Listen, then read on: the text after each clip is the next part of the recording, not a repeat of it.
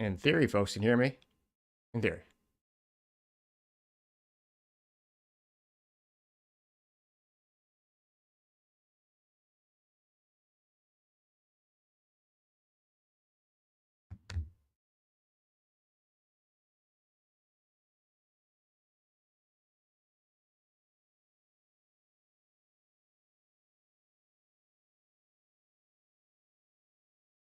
Well, good evening, everyone. Thank you for taking time to tune in today. Today's episode topic of the show is not even really a show. It's the very first Q&A, sponsored by Topping Technologies.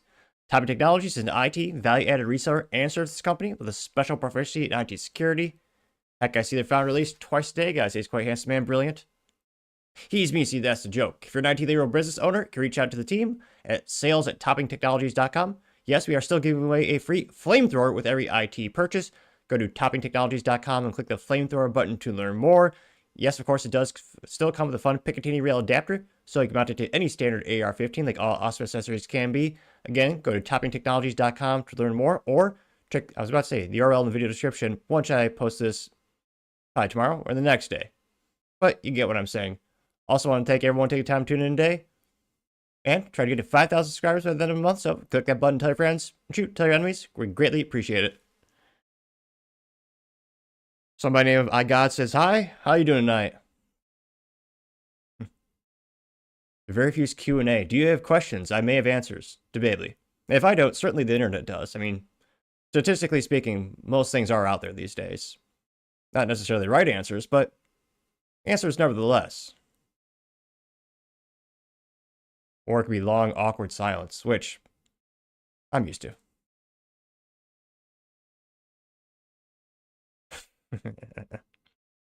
Got to 3 folks online now. Uno dos tres. That concludes today's Spanish lesson that I remember from high school. Not too shabby. Got a good run today. A lot of admin work. There is definitely one of the best luxuries of life that I enjoy is having a treadmill. I fell in college. I fell in love with the Precore 932i, great commercial grade treadmill, and I worked my way up to the top. Well, not really rent a house, but I got to the point where I could afford a used treadmill, that same one, the Precore 932i, commercial grade, runs like a champ. And I found a guy who is a local business owner to actually facilitate the maintenance of it. And hard to beat the ROI of having a gym right in your living room. I mean, shoot, Craigslist and Facebook Marketplace got, what was it, the Rogue squat rack and a couple of plates. And beats hell of I would say beats the hell out of having gym membership in just the time. Between my 2 jobs, having it literally and not even 20 feet away is pretty nice. But it is kind of a comical bachelor pad in terms of you enter the rental house, got the interview podcast studio instead of like the main room when you walk in. And then the main living room, dining room is literally covered in gym foam, where I have I got a jiu-jitsu mat for rolling, and then I have the squat rack and the old treadmill. They have some old vintage video game consoles, which back in my day, it was nice to never have to worry about updates. You just slap that cartridge in and bam, it works like a champ. You have to wait 30 minutes to download some crap from the Activision website, or who else is out there? Blizzard? Well, I personally never got into the Blizzard, but nevertheless, not Dairy Queen, the software company. But pretty good day. Usually try to get in a long run on Saturdays. Only way to stay sane working so long, usually during the week or so many hours, is usually work out, let's say 4:30 or 5 a.m. to 6 a.m. on average. And that's usually, say Monday, Wednesday, Friday is more cardio and abs. And Tuesday, Thursday, Sunday is more upper body weight training. And Saturday is usually my cardio day, run 6 to 12 miles realistically, depending if I'm training for a half marathon or not. That was a mouthful, but I appreciate the question. More questions, the better. Otherwise, it's just me in the awkward silence. Which I suppose I could sing, but that might hurt your earballs. It might be against the law in terms of cruel and unusual punishment. The Geneva Convention might not allow that. Most likely. I don't think so. But how are you doing? I was gonna say, are you a Texan? Where are you at these days? Or international? I know I have 1 or 2 folks behind enemy lines in Canada that tune in from time to time. Which, gosh, I can't imagine living there under Justin Trudeau's dictatorial policies. Can't even own a handgun there, Jesus. Which, Yeah, there's some deal breakers. I couldn't live in those areas, which this is why I always joke. I wasn't born in Texas, but I got here as soon as I could, but not soon enough to catch that housing market. But I mean, housing has almost not tripled, like doubled in the past 5 years. It's insane. Some folks are getting some good ROI selling their houses off these days. Which, also hindsight's 2020. Next Q&A live stream, I'll probably collect questions throughout the weeks, which probably a more prudent idea. But as a wise man once said, probably you live and you learn.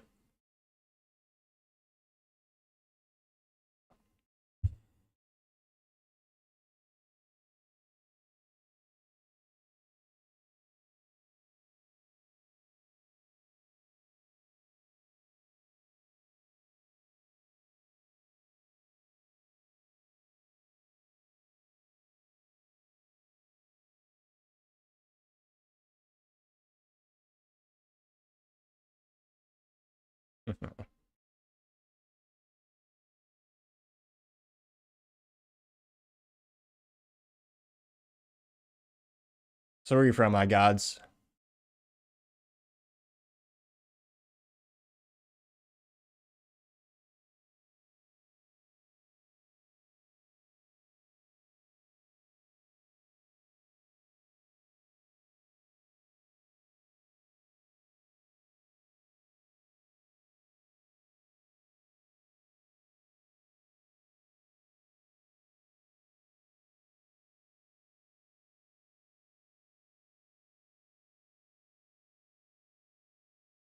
I'm gonna say I don't know if you're on mic, but some nice car just drove by. Which still breaks my heart. My friend sold his Cadillac CT4V Blackwing cars. One of the best stick shifts out there these days. Granted, it's a pretty low bar. There's like less than 30 made and sold in North America. Well, United States, so we gotta delineate that. I'm sure they have a couple more options in Canada and perhaps Mexico as well.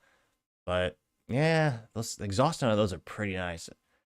CT5V Blackwing is more weight, but you get the nice V8, and obviously it's a little bit bigger. They're both sedans, but a little bit bigger and heavier. But geez Louise, can't help but think I'd get one of those in the garage if I won the lottery one of these days.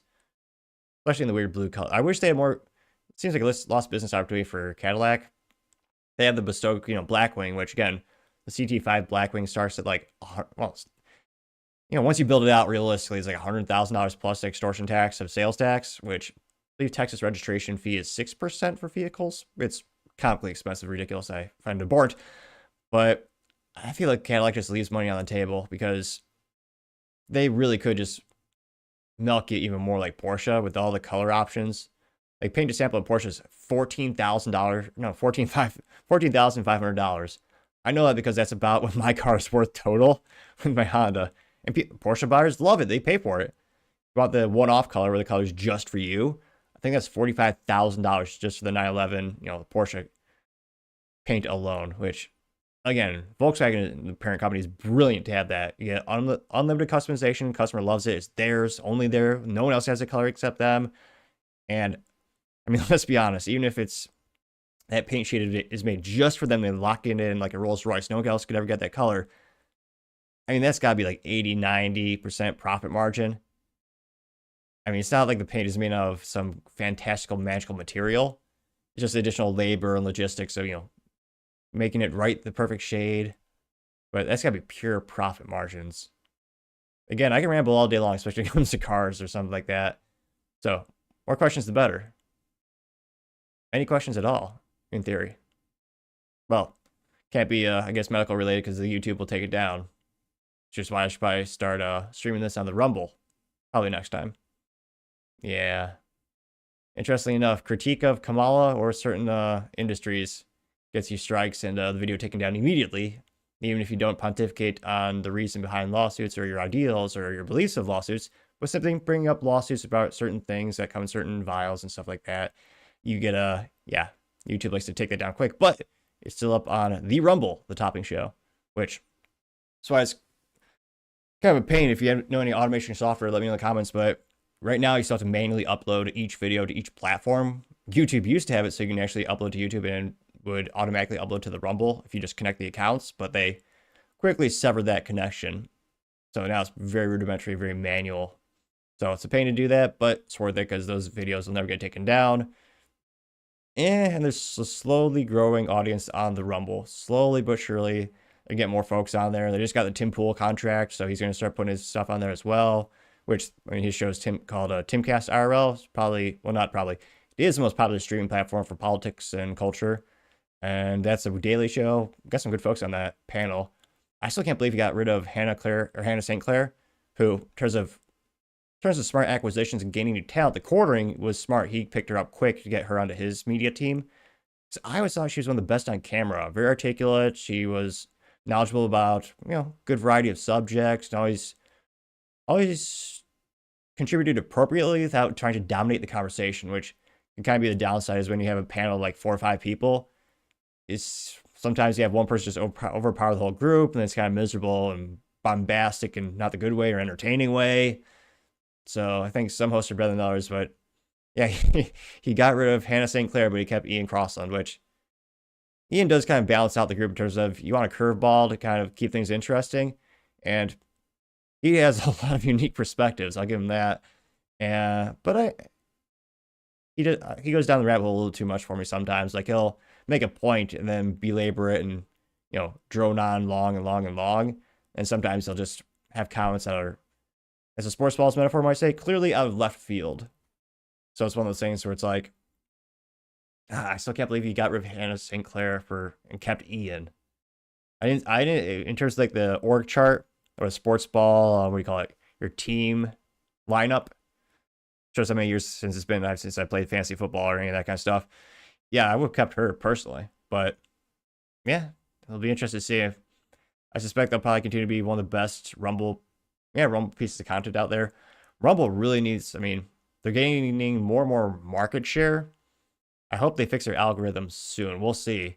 Like, I don't know who's in charge of their programming, but when you log in to just pull up the Rumble app, like you look at, it should suggest to you the best content. Or if I were in charge of Rumble, if I was Chris, I'd probably showcase the exclusive content you pay very heavily to have exclusive contracts with some of the top talent there. One would think that would be the first thing you see on the Rumble app when you go there.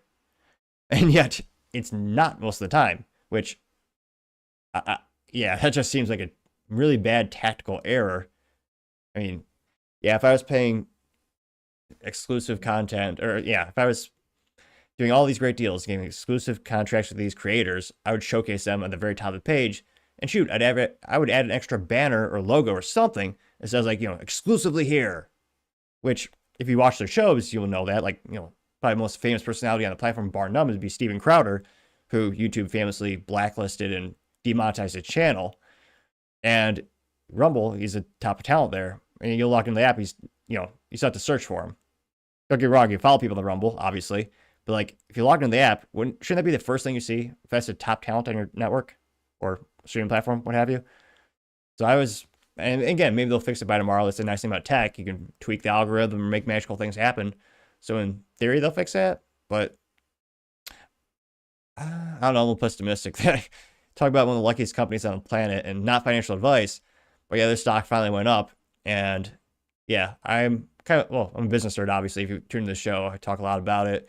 And just looking at the fiscal reports of Rumble, just looking at their publicly facing data and their financial statements, prior to that $750 million investment from that not Bitcoin, the magical coin, they only had I think it was 6 months of runway left, or sorry, 6 fiscal quarters before they ran out of funds, which that's not saying Chris couldn't raise more money or he couldn't, sell some, it's not saying that they would be screwed necessarily, but it's quite concerning if you're a business thinking about putting your, data on their platform, which is called Rumble Cloud, or shoot, if you're just a creator, you keep putting your stuff on there. It's like, well, should I do that if this company only has a year and a half of life left until they run out of all of their funding? So again, that $750 million investment, that certainly helped them out. So I think a lot of creators and businesses will see that as a solidification of the company. They're already publicly traded, so for a lot of people see that perception of, hey, this is a solid company. They've been kind of vetted. They kind of like the Trump social media company where they went on the stock market. They kind of did the reverse when it comes to, or not diverse. They didn't IPO under their name. They did it under someone else, which I forget the specific business vernacular for that mechanism, but that actually is under less scrutiny than if you're just IPO on your own. But still got on the stock market. They're still publicly traded, and so they're still doing better than Black Rifle Coffee, though that's not saying much. I don't know. Again, not financial advice, but when you get to the point where a share of stock is worth less than a cup of coffee, now you got me thinking maybe I should buy, because I mean, I don't know, how much further could it go? Very, very dangerous words to say when it comes to finances or investing. It's like, well, never say never. Bed Bath Beyond famously bit the dust in 2024. Well, a couple companies did. So, yeah, I don't know. Black Rifle Coffee just came out with some more energy drinks, which probably one of the most prohibitive things to get into business is canned beverages. The minimum orders you need is so prohibitively comically expensive, because like most things in life, there's like you and I get better prices per unit if we were to shop at Costco versus just, buying individual units at, the Dollar General or Dollar Store or whatever. I mean, when it comes to those cans, those beverages, there's not a lot of profit in them, and the minimum orders are so expensive. And there's a reason why you don't see most competitors. You have to fight to the death for retail space. That is one of the most difficult things for entrepreneurship, is getting shelf space on any business. I mean, I'm pretty impressed Black Rifle Coffee got shelf space at Walmart. That's probably the number one most valued, coveted shelf space when it comes to retail. I mean, they talked about it in nauseam on Shark Tank.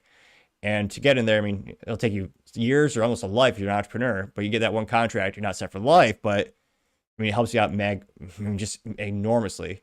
Just the savings when it comes to, economies of scale. You got the guarantee that Walmart's they're going to buy, 20 million, cans minimum. Then you can take that to the co-pack, or in the rare case where you actually manufacture your own product when it comes to beverage industry. Well, then you have those guarantees built in. You can negotiate with the suppliers in terms of the raw materials that go into those. So I was pretty impressed that Black Rifle Coffee just came out with that energy drink. I haven't tried it myself yet. Someone on my team did, or my tech company team. And he wasn't too much of a fan. He said it's a carbonated one, which, I never really like the carbonated energy drinks too much personally. But I partially digress. I could talk to myself all night, apparently. But I was going to say, what else do you think of iGods? Don't forget to text your family or your friends or your enemies to tell them about the show. Again, I think it'd be, even if they don't become your friends, it'd be kind of hilarious to just poke your enemies. Not, probably not the best advice in terms of, poking the bear, so to say. But perhaps they are so enamored with the quality and awesomeness of the show, they then become your friends for life. Imagine that. Your greatest enemy becomes your best friend. I mean, statistically speaking, I'm not saying it's a 0%, but I mean, it's probably 0.000725% approximately. And you never know, crazier things that happen. And yeah, I mean, some things I do in life just for the funny story. So why not? Why not try that out? Reach out to someone you haven't talked to in years. Tell them about the show. You never know. Could be impressed with your quality of your taste. Or they might hate it and then, never talk to you again. So I was about to say big risk, but big reward. I'm not sure what the reward would be. Good feels? Something to that effect?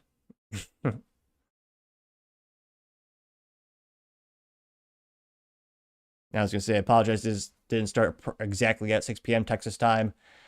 One of those funny issues with the good old... Actually, I can't blame Microsoft. One of the few times in tech, I can't blame Microsoft, which is pretty rare. I had an issue with OBS, the streaming software that pretty much everyone uses, and is probably bar none the best bang for your buck, pretty much because everyone uses the free version. It's an open source platform.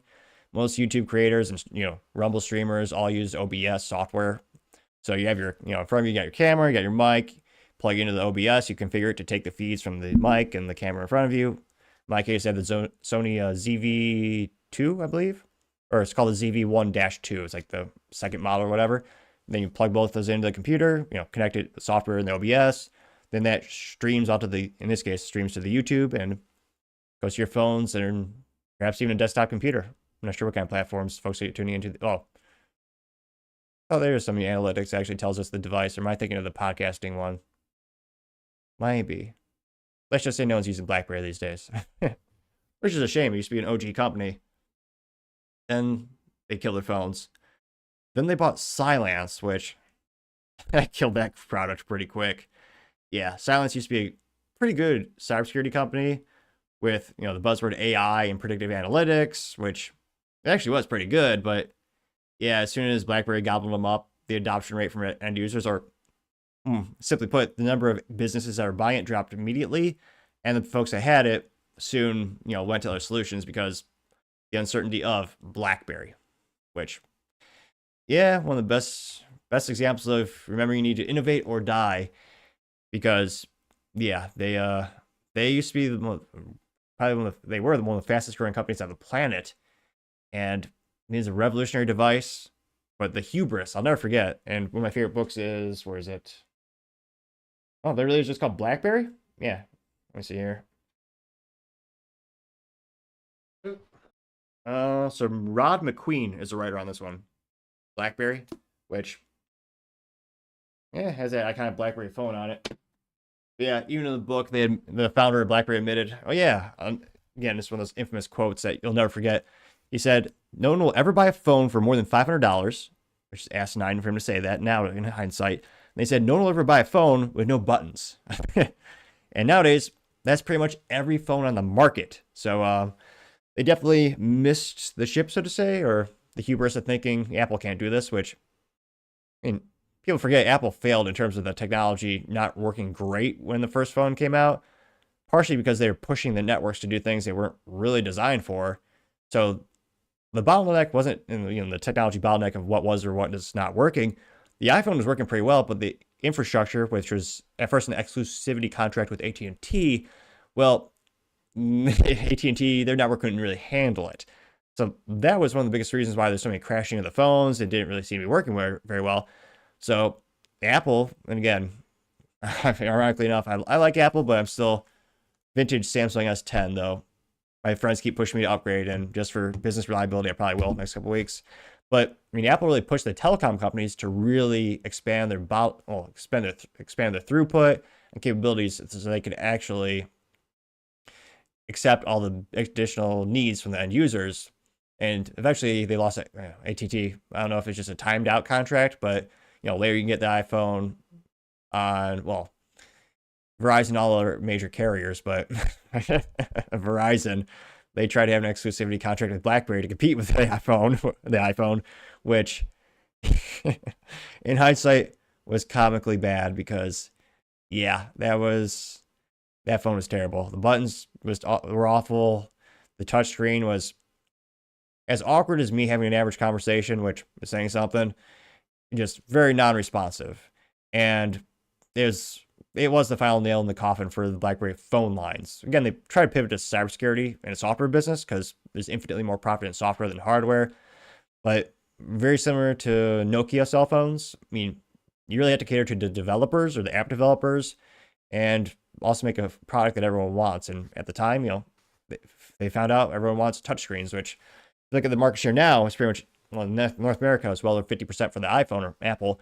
Then you have Samsung, and then you have, basically no one else. I can't think of anyone. Which, it is kind of sad. You'll see a BlackBerry phone from time to time. However, it's not really BlackBerry. It's a licensing agreement. Formerly was HTC, but yeah, it's just a licensing agreement. It says BlackBerry, but it is not engineered or designed in Kitchener, Canada, which is famously the headquarters of the OG BlackBerry. So it's not really a BlackBerry, but some people do buy it for nostalgia's sake. It's not the real thing. But yeah, probably one of the best examples of, again, innovate or die, which that's why I'm having this live stream. Never done it before. Wanted to give it a go. Well, I've done that live stream for the political events, but never done a Q&A. Again, let's see if we can get the questions up to 2, which I was about to say be infinitely more than 1, but it wouldn't. It'd just be like 200%. Again, hiring an accountant is probably one of the best pieces of advice I've ever gotten in my life. They pay for themselves. Again, not a mathematician. I do remember the algebra from growing up, but yeah, accountants really are pretty much like modern day wizards when they tell you about business and corporations and deductions. And it's funny. I try to ask questions, be like, this doesn't make sense. They simply say, yep, that's right. It's politics and taxes. Doesn't make sense. This is just a law at the moment. I'm like, oh, well, okay. So I was going to say tax season is right around the corner. Although, of all the craziest stuff Trump has done, there's rumors maybe he'll do the Doge, dividend, they're saying, where everyone gets $5,000, which that would be awesome. A lot of people could pay off a lot of loans. I mean, shoot. Consumer credit card debt just tries to pass $1 trillion for the first time. And the automobile debt, that's even worse. I mean, that'd be a lot. That'd help out a lot of folks. However, unpopular opinion, I think it actually could also contribute to inflation. So it's one of those things where it would be nice, but it might fuel the inflation again. I mean, if I were to guess how many people would use the money wisely in terms of paying off debt or maybe putting into savings or into the stock market, unfortunately, I don't think that percentage would be very high. But the good thing is, we're a very service-driven and product-driven economy, consumer spending.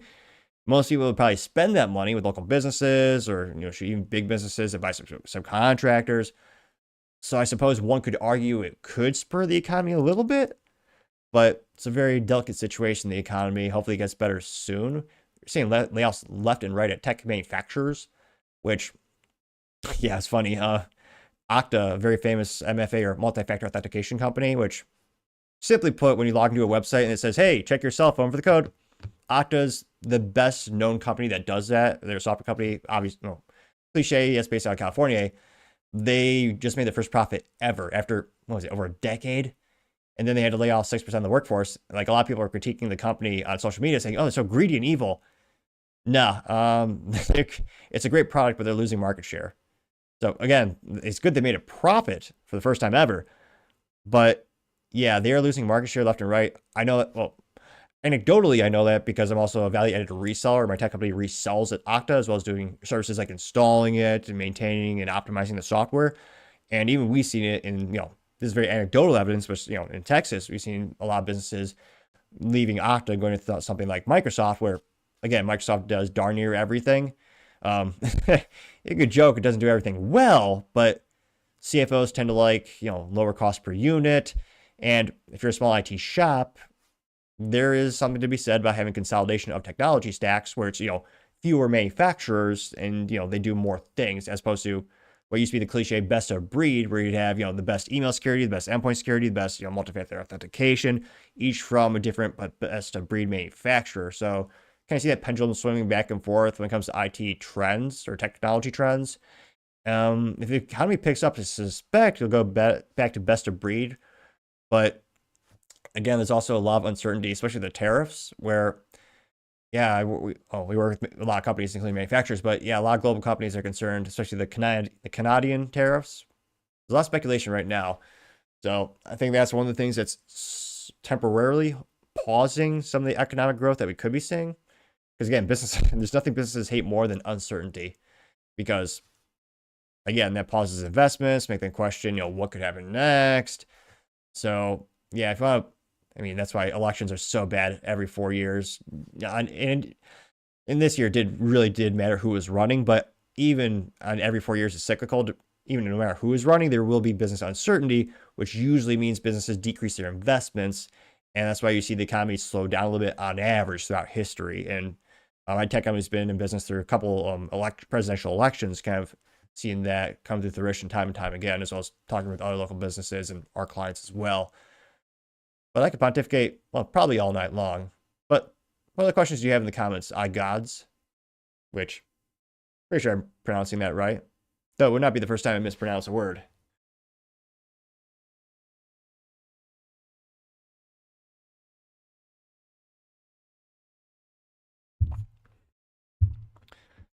I wonder how many people got the YouTube notification, which seems to go off turn itself off every 2 months. It's usually half the comments I get is, you're still around? It's like, yeah, still up in here. Well, more accurately, down here, because most people are probably listening in the northern part of the United States. I mean, we're not the most southern in DFW, but now we're down there. But let me know your thoughts, as always. Fascinating to hear what you have to say.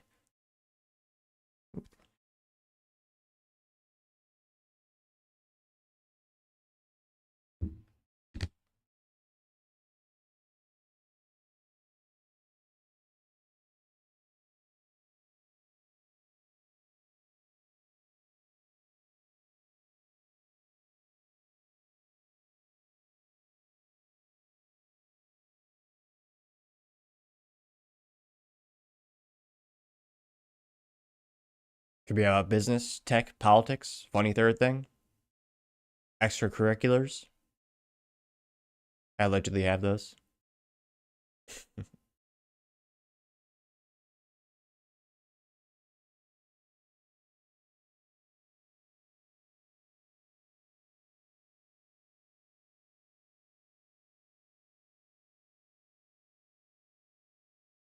Long, awkward pauses.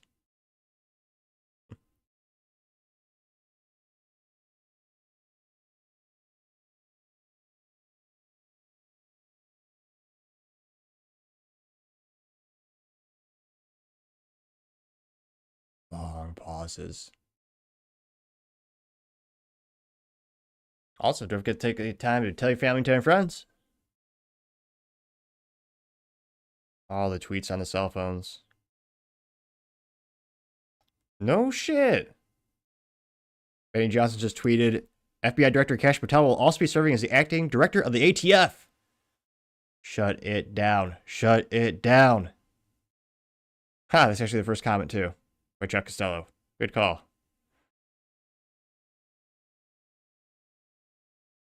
I was going to say. Also follow me in the X at the Topping Show. Which, shut it down and, again, get rid of the freaking NFA Act of 1934. Almost 100 years of oppression, still? That's criminal. In fact, you have to pay a $200 tax stamp on top of sales tax to buy something that's guaranteed by the Constitution. I find extremely abhorrent. Though, again, being pragmatic or safe, always follow all those laws because, again, if you go against the NFA Act of 1934, aka you break it, it's 10 years or $250,000 fine. So yeah, even if your state allows it, probably not prudent to break it.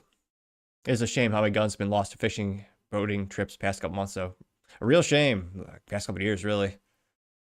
But yeah, again, if you want to boost the economy, I think that would definitely boost American manufacturing.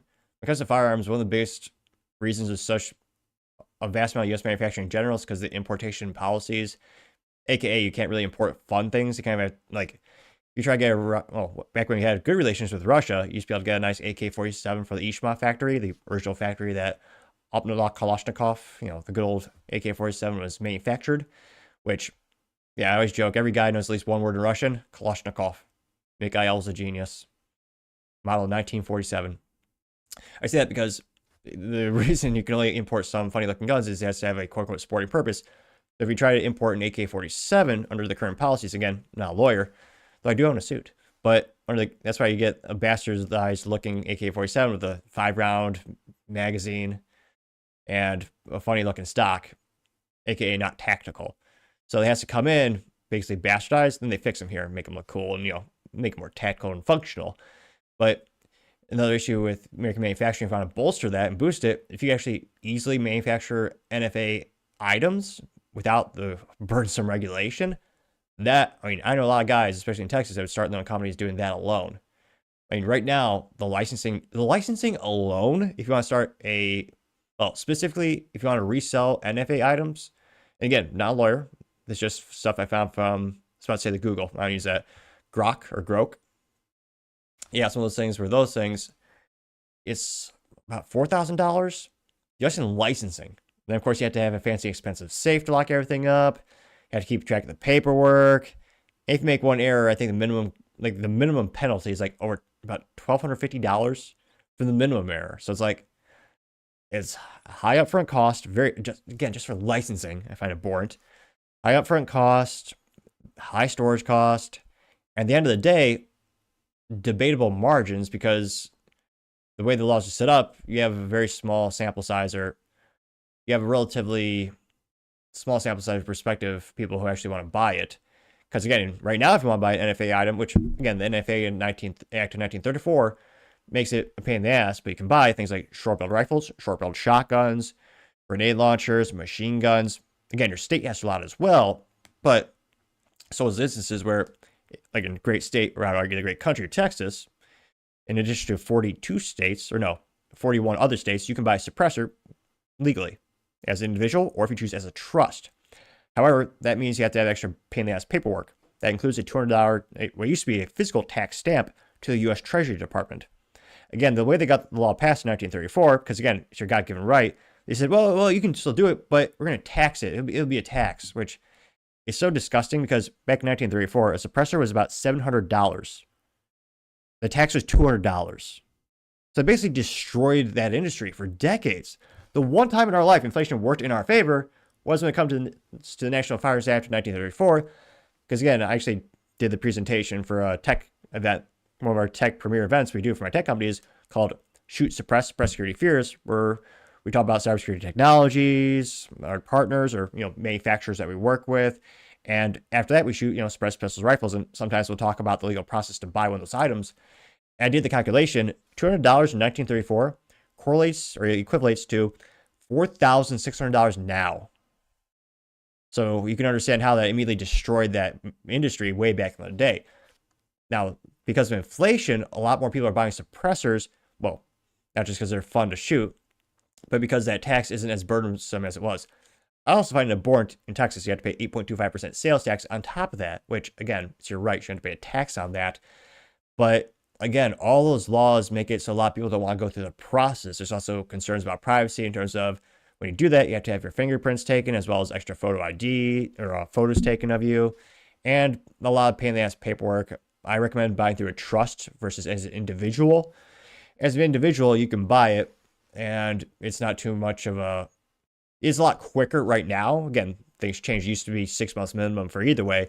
But if you buy as an individual, I've heard stories getting approved within a couple of days. The craziest thing is hours. We heard that once from a local gun store, and that was their record.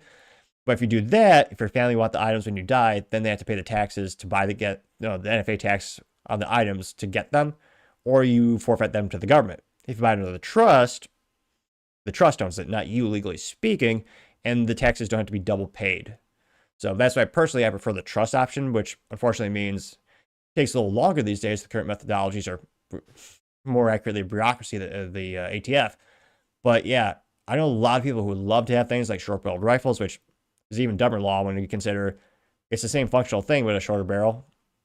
But yeah, I know a lot of people would love to get short-barreled rifles, short-barreled shotguns, but they don't want to go through that process. They don't want to pay the tax on it, which I can understand. Taxes are disgusting in general, but it's also the paperwork process, the waiting. So if you remove all that regulation, so there's a standard 4473 background check and paperwork, I think the industry will explode overnight. There'd be so many people more interested in the products, and manufacturer would boom for the current big incumbent creators like Surefire, as well as Silence Jacob being two of the largest suppressor, and Dead Air will throw them a shout out too.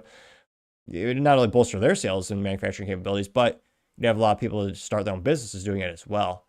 So again, it's not a trivial thing. If you're to do that, get rid of the NFA Act, I think you would boost American manufacturing. Now, again, it's not going to be a $1 trillion industry. Don't get me wrong. It's not that big.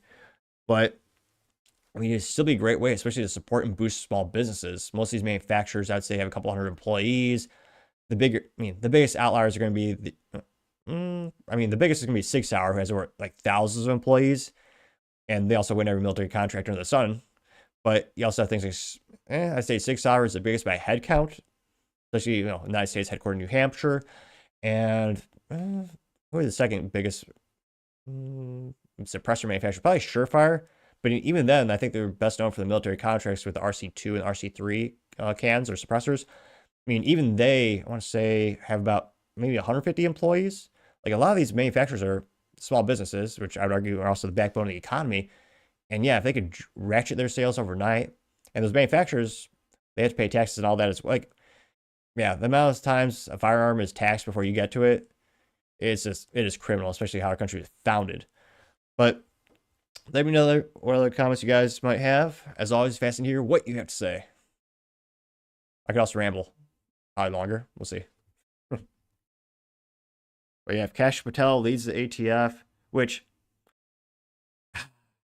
I don't know. I was kind of hoping for Brandon Herrera. I mean, that Texan would rip apart all this crap that's been burdensome to us. Let's just say I don't think you'd have to worry about your pistol, your pistol brace, be losing it in a boating accident. Pretty sure you'd be safe to just use regular stock. But, we'll see. I mean, crazier things have happened. Trump said, shoot, I can't believe how many appointees he's gotten through lately.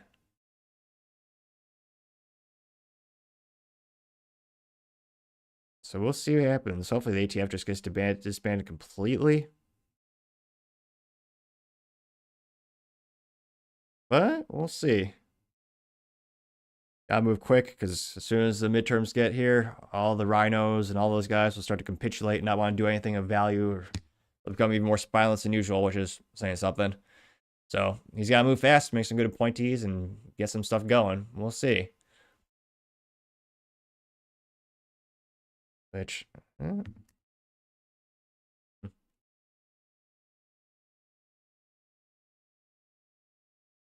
probably sign off in a couple minutes here.